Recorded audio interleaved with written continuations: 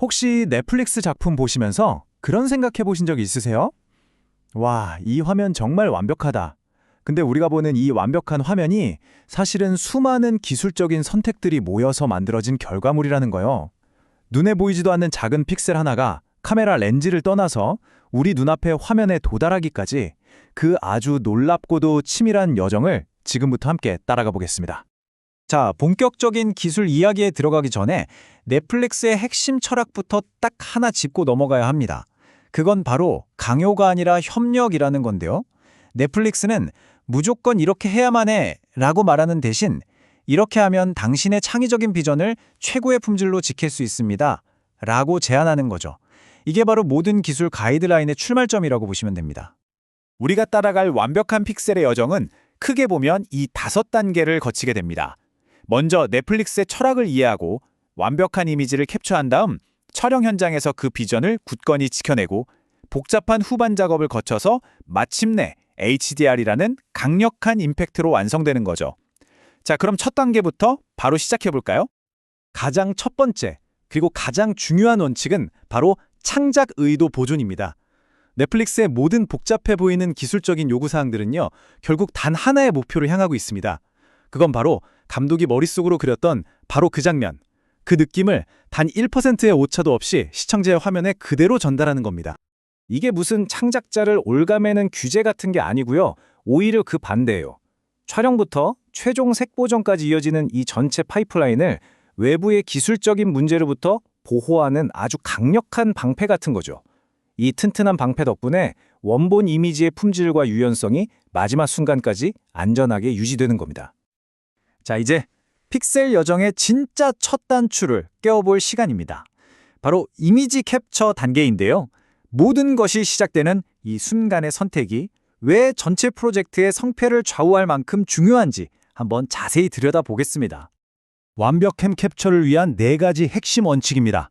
일단 넷플릭스가 승인한 카메라를 쓰고 색상 정보가 아주 풍부한 로그와 네이티브 색공간으로 촬영하고요.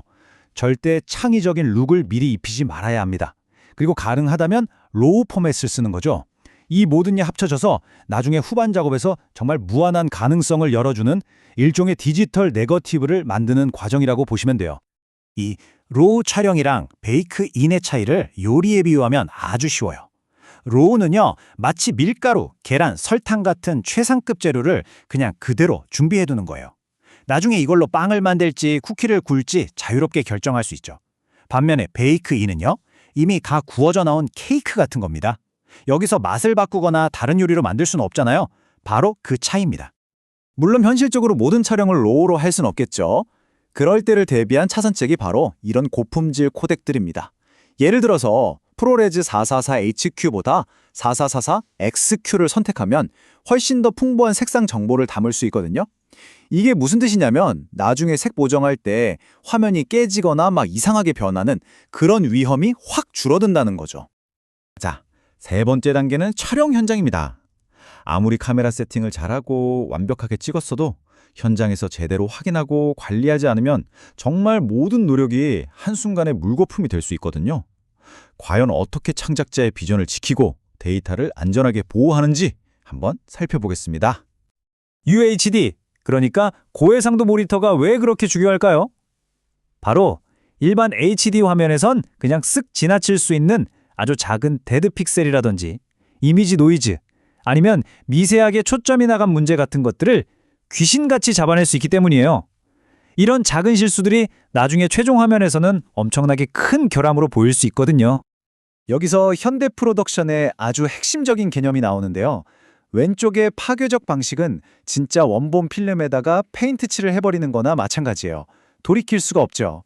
근데 오른쪽의 비파괴적 방식은 뭐냐면 원본 위에는 아주 투명한 유리를 한 장 얹고 그 위에다 그림을 그려서 최종적으로 이렇게 보일 겁니다 라고 미리 보여주는 것과 같아요. 언제든 그 유리를 걷어내면 순수한 원본이 그대로 남아있는 거죠. 자, 눈으로 완벽한 이미지를 확인했어요. 그럼 이제 그 이미지가 담긴 데이터를 지켜야겠죠.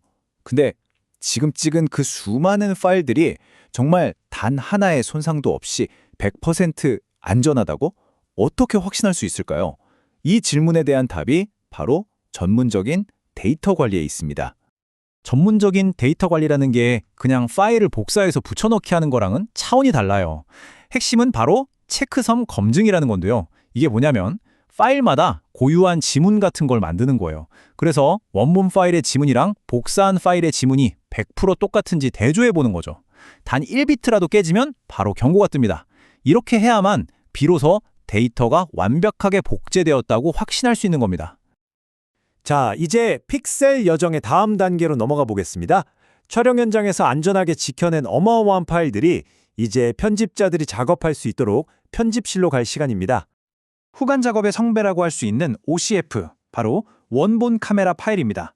우리가 계속 이야기했던 그 디지털 네거티브가 바로 이거죠. 편집, 색 보정, 특수 효과, 그 어떤 작업을 하든 모든 작업의 기준점이 되고요. 무슨 일이 있어도 이 원본만큼은 절대 손상시키면 안 된다. 언제든 이 원본으로 돌아갈 수 있어야 한다는 게 바로 철칙인 거죠. 근데 멀티캠 후반 작업에는 아주 핵심적인 딜레마가 하나 있습니다. 작업 속도는 엄청나게 빨라야 하는데 파일은 너무 크고 무겁고 이 사이에서 균형을 잡아야 하는 거죠. 그래서 편집자들은 보통 프록시라고 불리는 가벼운 파일로 먼저 작업을 합니다. 그래서 넷플릭스가 정말 강력하게 경고하는 부분이 바로 이겁니다.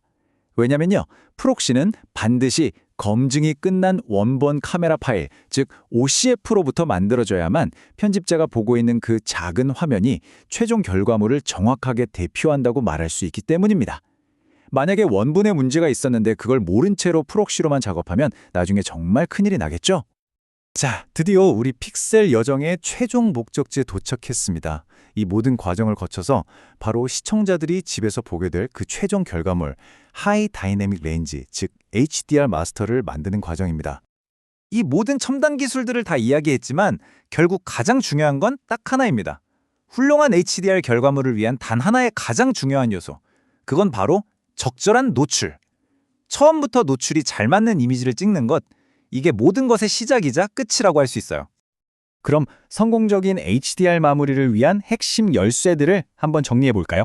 첫째, 로그로 촬영해서 가장 밝은 부분과 가장 어두운 부분의 디테일을 하나도 놓치지 않고 꽉 잡아두는 거고요. 둘째, 컨트라스트가 강한 장면을 효과적으로 담아낼 수 있는 시네마 스타일 카메라를 선택하는 게 좋고요. 마지막으로 HDR 환경에서는 노이즈가 더 도드라져 보일 수 있기 때문에 조명을 정말 신중하게 사용해야 합니다. 이제 모든 조각이 맞춰지는 게 보이시죠? 처음 카메라를 고르는 순간부터 데이터를 백업하고 후반 작업을 거치는 그 모든 과정들이요. 까다로워 보였던 그 모든 단계들이 결국에는 시청자 여러분께 이 놀라운 HDR 이미지를 선물하기 위한 하나의 거대하고 정교한 톱니바퀴처럼 맞물려 돌아가고 있었던 겁니다. 자, 이제 넷플릭스 쇼의 한 장면 뒤에 숨겨진 이 엄청난 노력과 고민을 알게 되셨잖아요. 다음번에 작품을 보실 때 여러분의 눈에는 과연 무엇이 어떻게 다르게 보일까요? 완벽한 픽셀을 향한 이 긴 여정의 결과물을 새로운 시선으로 마음껏 즐겨보시길 바랍니다.